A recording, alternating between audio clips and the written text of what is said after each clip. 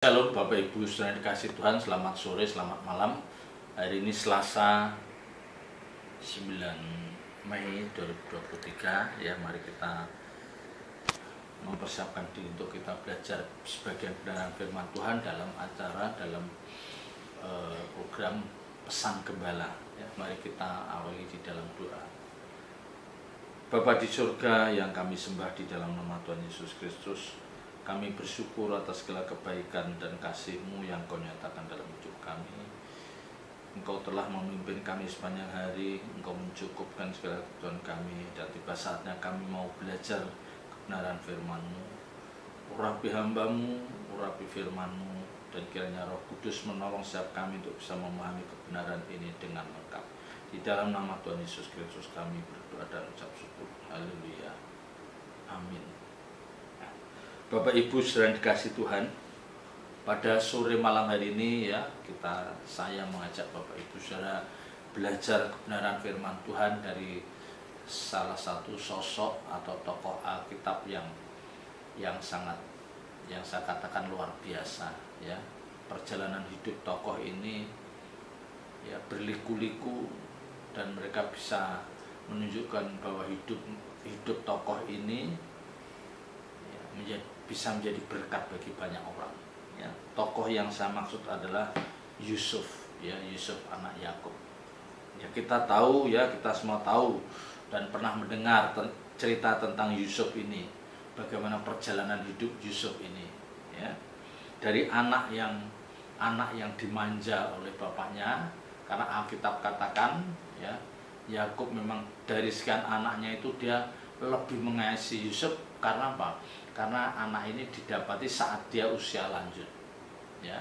Dan ini dibuktikan dengan bagaimana Yakub ini membuatkan jubah yang maha indah buat Yusuf dibanding dengan saudara-saudaranya. Ya. Tetapi ternyata dari apa yang dilakukan Yakub ini menjadi benih, ya, menjadi benih atau cikal bakal saudara-saudaranya itu membenci Yusuf. Ya. Dan ini mestinya tidak boleh dilakukan bagi kehidupan Bapak Ibu saudara dan saya sebagai orang percaya.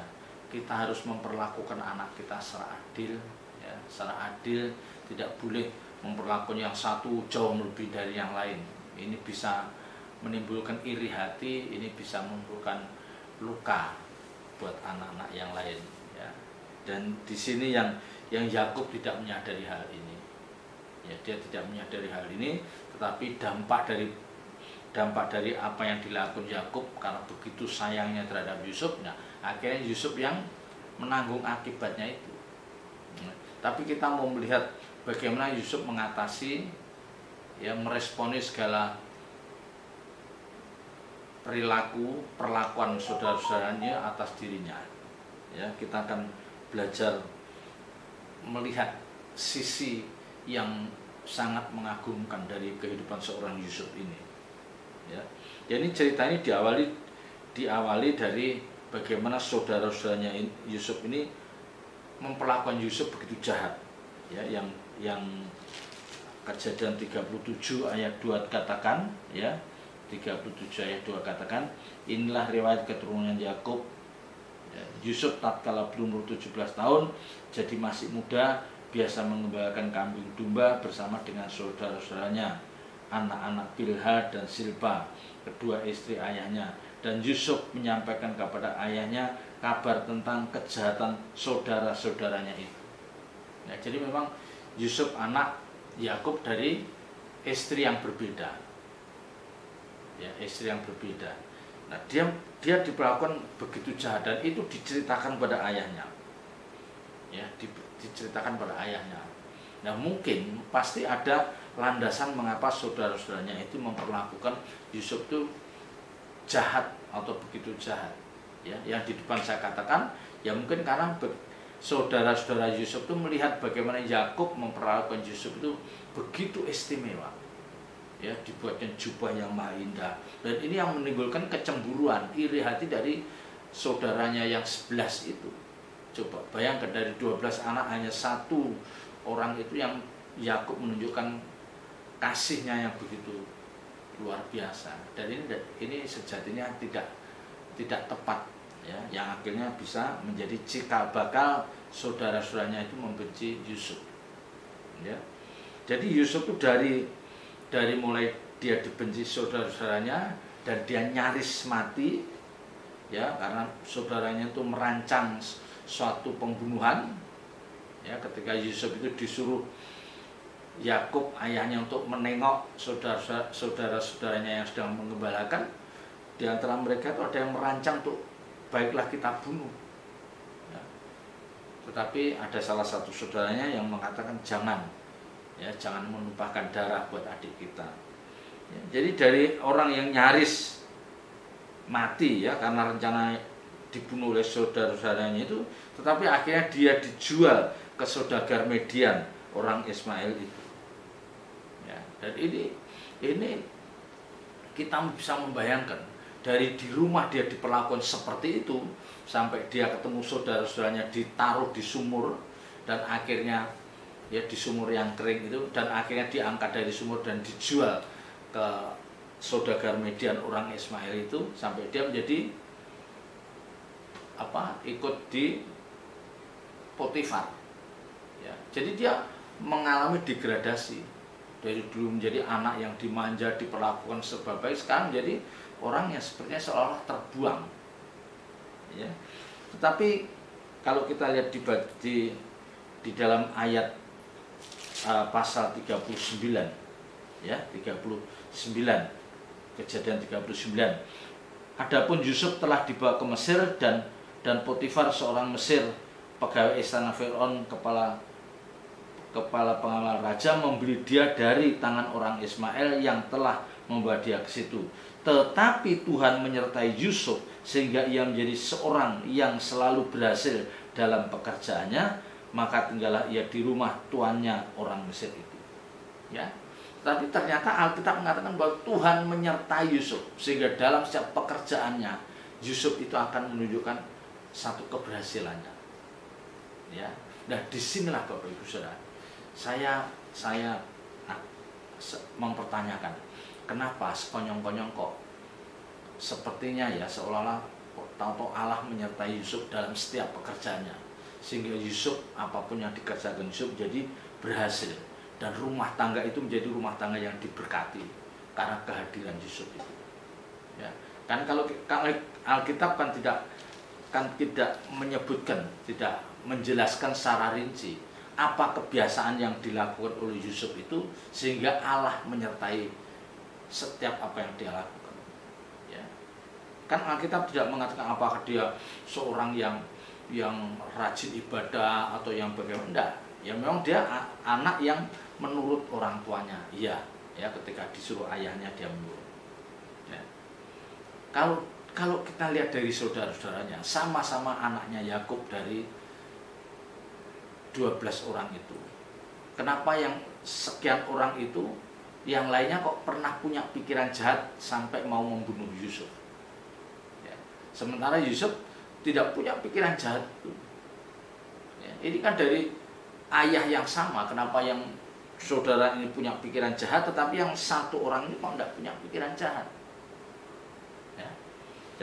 Dan terbukti Kejadian 39 ayat 2 tadi mengatakan bahwa Tuhan menyertai, ya, Tuhan menyertai Yusuf sehingga ia menjadi seorang yang selalu berhasil dalam pekerjaannya, selalu berhasil dalam pekerjaannya. Nah, ini Bapak Ibu yang saya merenung, kenapa ya kok Tuhan itu menyertai? Ya, terus ketika saya melanjutkan pembacaan, saya baru menemukan jawabnya. Jadi begini Bapak Ibu Saudara, ketika Tuhan memilih seseorang, ya, kayak Tuhan menentukan bahwa Yusuf disertai Allah sehingga dalam setiap pekerjaannya berhasil. Ya. Nah, waktu itu kan kita tidak melihat bahwa Yusuf itu orang yang pantas disertai Allah atau orang yang bisa dibanggakan. Tetapi Bapak Ibu, setelah sekian tahun dia di rumah Potifar, Yusuf itu baru menunjukkan bahwa dia memang orang yang baik dan dia memang orang yang pantas disertai oleh Allah. Ya, itu dibuktikan apa? Ketika dia digoda istri Potifar, ya, dalam keadaan yang rumah yang sepi, tidak ada siapapun, istri Potifar itu menggoda Yusuf. Ya, dikatakan di sini, ya, selang beberapa waktu istri tuannya memandang Yusuf dengan birahi, lalu katanya, marilah tidur dengan aku. Tetapi Yusuf menolak dan berkata kepada istri tuannya itu, ya, dia menolak. Ya, nah ini di sini Bapak Ibu, di sini ujian pertama yang bisa ditunjukkan oleh Yusuf, bahwa dia bisa menjaga kesucian hidupnya. Ya, jadi ketika kita mengetahui bagaimana respon Yusuf ketika digoda istri Potifar, yang jelas yang pertama dia menolak ajakan itu, ya. Dan yang kedua, ya, yang kedua dia dikatakan ya, bahkan di rumah ini tidak lebih besar kuasanya daripadaku, ayat 9, dan tiada yang tidak diserahkan kepadaku selain daripada engkau, sebab engkau istrinya. Bagaimanakah mungkin aku melakukan kejahatan yang besar ini dan berbuat dosa terhadap Allah? Ya, jadi ketika dia digoda, dia memikirkan, kalau aku menuruti istri Potifar, aku berbuat dosa, melakukan kejahatan besar ini, dan aku dikatakan apa? Berbuat dosa terhadap Allah. Ya, bagaimana mungkin aku melakukan kejahatan yang besar ini? Dia menganggap kalau aku menuruti ajakan istri Potifar untuk tidur bersama, aku melakukan kejahatan besar dan aku telah berbuat dosa. Ya, dia telah berbuat dosa terhadap Allah. Ya, jadi bukan terhadap Potifar. Dia kan kalau orang biasa mengatakan, oh dia berkhianat pada tuannya, kepada Potifar. Tetapi Yusuf enggak. Dari kalimat yang kalau aku melakukan ini satu kejahatan besar dan aku berbuat dosa terhadap Allah. Ya, jadi dia seperti ya, setiap apa yang dia lakukan selalu dihubungkan dengan perasaan Tuhan, perasaan Allah. Nah, ini yang luar biasa, ya. Jadi dia menghadirkan Allah di dalam hidupnya sehingga dia tidak bisa terpeleset untuk melakukan perbuatan tercela. Ya, karena dia merasa bahwa dia memiliki hubungan yang baik dengan Allah. Ya, bagaimana Bapak Ibu Saudara, sekiranya semua orang percaya bisa menghadirkan Allah di dalam hidupnya, pasti orang percaya itu tidak akan mudah berbuat dosa. Ketika akan melakukan dosa, dia ingat, waduh, Allah ada di sekitar saya. Ya, Allah mengawasi, melihat setiap apa yang saya kerjakan, yang aku kerjakan. Ya, jadi dia selalu menganggap bahwa Allah hadir dalam hidupnya. Nah ini, maka ketika saya menyaksikan itu, saya mengatakan, oh pantas, ya. Jadi pantas kalau Allah itu menyertai Yusuf dan dia berhasil dalam setiap pekerjaannya. Baru kita menyadari. Ya, karena ternyata memang Yusuf ini benar-benar bisa membuktikan bahwa dia orang yang pantas disertai Allah. Ya, tanpa mengucapkan kalimat apapun, dengan respon ketika dia digoda istri Potifar dan bagaimana dia mengatakan bahwa kalau dia melakukan itu dia berbuat dosa pada Allah. Ya. Dan sekalipun ya, walaupun dari hari ke hari perempuan itu membujuk Yusuf tidak mendengarkan bujukannya itu untuk tidur di sisinya dan bersetubuh dengan dia. Jadi memang bukan hanya sekali, berkali-kali istri Potifar itu menggoda Yusuf. Tetapi Yusuf memang dia teruji imannya, dia mampu menjaga kesucian hidupnya. Nah, disinilah Bapak Ibu Saudara saya merenungkan. Ya, seringkali kita tidak mengerti kenapa orang ini dibuat gagal. Ya, kenapa orang ini dibuat gagal, diizinkan gagal oleh Allah? Kenapa orang ini dibuat berhasil, dilindungi Allah? Karena apa? Ternyata Allah tahu bahwa orang ini pantas aku lindungi, orang ini tidak pantas aku lindungi.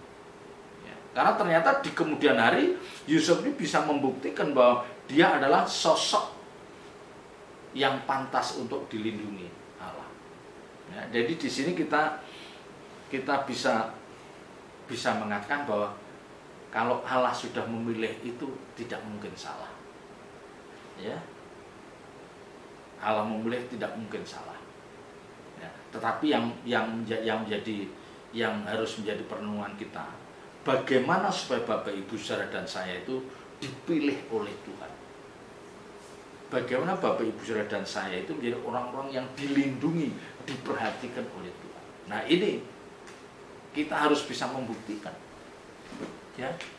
Kan saya pernah melihat, ya, saya pernah menyaksikan kehidupan seorang hamba Tuhan. Ya. Wah, dia tekun rajin ibadah, bahkan saya pun mengagumi. Wah, ya, dipakai Tuhan. Ya. Tapi menurut ukuran manusia, ya, mestinya, ya, sepantasnya dia akan dipakai Tuhan untuk menjadi seorang gembala sidang. Paling tidak dia bisa membuka perintisan dan melanjutkan pelayanannya sebagai hamba Tuhan. Tetapi berjalan waktu ternyata enggak. Ya, jadi yang dulu termasuk salah satu hamba Tuhan yang saya kagumi ternyata enggak. Ya, jadi seperti hilang ditelan bumi. Ya, kan orang mempertanyakan, loh, kenapa ya? Padahal dulu setia begini. Tetapi ternyata Tuhan singkapkan. Ya, kita tahu, oh, ternyata kehidupannya sekarang seperti ini. Ya, ini yang seringkali apa yang dilakukan Tuhan itu kita tidak tahu, tidak bisa memahami. Tapi setelah sekian lama baru, oh, pantesan. Ngerti? Jadi Bapak Ibu saudara bisa nangkep, ya, maksudnya. Kayak Yusuf itu ketika Alkitab katakan dia selalu disertai Tuhan dalam setiap pekerjaannya, sehingga apapun yang dia lakukan berhasil. Padahal ayat-ayat sebelumnya tidak menunjukkan bahwa Yusuf itu orang yang bagaimana gitu, ya. Apakah dia orang yang sangat yang sangat luar biasa, ya, yang sangat memperhatikan pekerjaan Tuhan, orang yang pokoknya prestasi rohaninya membanggakan, kan tidak. Ya. Tapi ternyata di dalam pembacaan pertengahan itu baru dia bisa menunjukkan, oh, inilah Yusuf yang sesungguhnya di sini nih. Ya. Jadi ketika Yusuf melakukan hal itu, kita baru sadar, oh, bisa memahami mengapa Allah itu menyertai dan membuat Yusuf itu berhasil dalam segala hal. Karena apa? Allah tahu isi hati, apa yang ada di dalam isi hati Yusuf. Allah tahu betapa sosok ini bisa menjaga integritas. Dia bisa mempertahankan kesucian hidup. Dia bisa membangun rasa takut akan Allah. Ya, ini dibuktikan dari ketika dia digoda istri Potifar ini.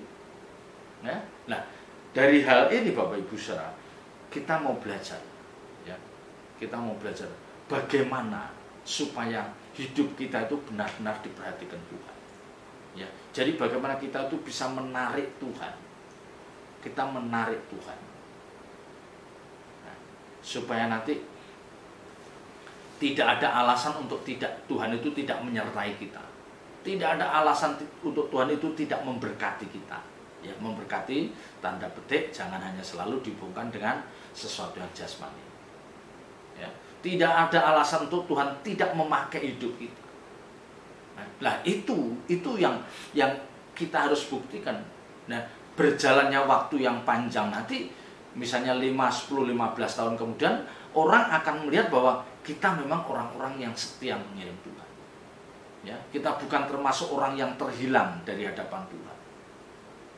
Nah, ini yang harus kita bangun. Makanya selalu saya katakan, orang harus memiliki kesucian hati, ketulusan hati yang bisa menarik hati Allah. Ya, karena hanya itu yang bisa menarik. Prestasi akademis kita, kesuksesan karir kita belum tentu bisa menarik hati Allah. tetapi dengan ketulusan hati, kemurnian hati kita, ya, spirit atau gairah kita untuk menjadi berkat bagi orang lain, itu yang menarik hati Allah. Yang itu yang akan membuat Tuhan Allah Bapa menyertai orang-orang seperti ini. Ya, jadi hati kita yang kita garap, ya, yang ada di dalam hati kita, ada di pikiran kita, ada di dalam agenda rencana besar kita, itu yang kita garap. Ya, kita selalu merancang sesuatu yang baik, sesuatu yang sesuai dengan apa yang Tuhan inginkan. Ya, jadi kita merancang sesuatu yang baik seperti yang Tuhan inginkan. Ya, kita sudah mempersiapkan hidup kita mempersiapkan anak-anak kita. Dan kalau Tuhan melihat hal itu, nanti pasti Tuhan akan menyertai hidup Bapak Ibu Saudara dan saya. Ya, jadi nanti orang akan heran, kenapa Bapak itu kok Tuhan begitu memberkati rumah tangga itu. Ya, padahal mungkin orang lain tidak melihat bahwa kita orang yang begitu aktif, atau mungkin kita keluarga hamba Tuhan. Orang nggak melihat itu, tetapi orang melihat kita disertai Tuhan. Ya, tetapi ternyata 5-10 tahun kemudian atau beberapa tahun kemudian kita memang bisa menunjukkan, kita bisa membuktikan kepada banyak orang bahwa memang saya pantas disertai Tuhan. Ya, jadi dengan kata lain kita itu jangan menuntut untuk disertai Tuhan. Kita itu jangan menuntut untuk kita dilindungi Tuhan. Kita itu jangan menuntut untuk kita diberkati Tuhan. Ya, Tuhan itu tidak mungkin tidak tahu. Tuhan tahu siapa-siapa yang harus diberkati, siapa-siapa yang harus dilindungi, dijaga, Tuhan tahu.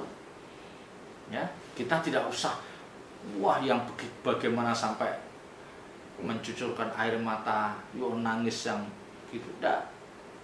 Ya, kalau memang kita bisa membangun kesucian hidup kita bisa membangun manusia batiniah kita dengan sebaik-baiknya tanpa kita minta, Tuhan pasti akan menolong kita.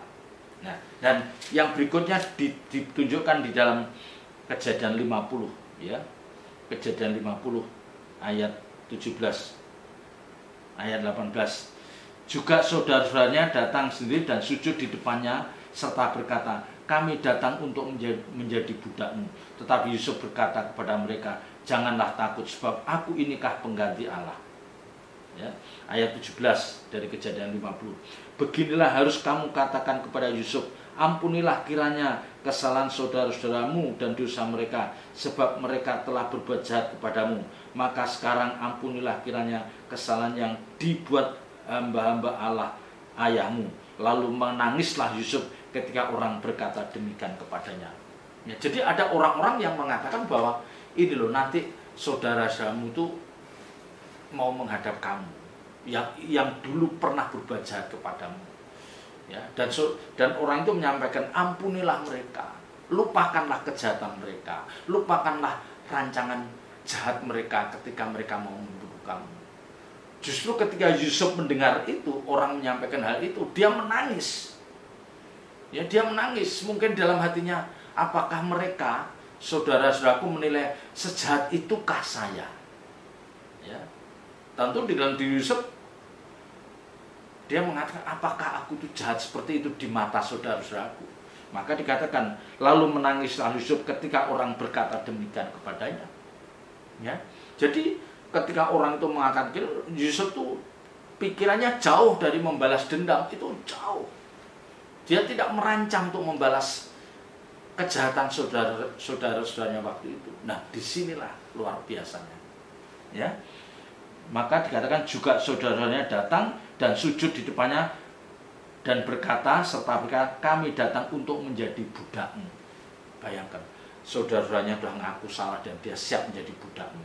Tapi Yusuf mengatakan, ya, ayat 20, memang kamu telah mereka-rekakan yang jahat terhadap aku, tetapi Allah telah mereka-rekakannya untuk kebaikan, dengan maksud melakukan seperti yang terjadi sekarang ini, yakni memelihara hidup suatu bangsa yang besar.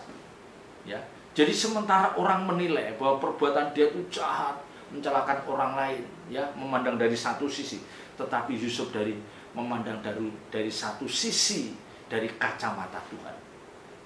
Bahwa ini semua diizinkan. Memang kamu merancang yang baik, tetapi Tuhan merancang yang indah. Ya, memang kamu telah mereka-rekakan yang jahat terhadap aku, tetapi Allah telah mereka-rekakan untuk kebaikan.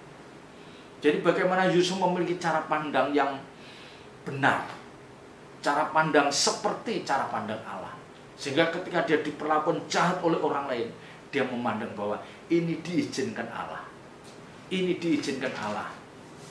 Ya, jadi dia tidak langsung menyalahkan kakak-kakaknya, saudara-saudaranya itu.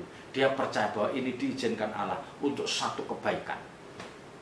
Ya, maka saya baru memahami, maka kenapa Allah menyertai Yusuf, karena dia punya hati yang benar-benar bersih, nurani yang murni. Dia bisa melupakan kejahatan orang-orang yang merancang untuk kematiannya. Ini luar biasa.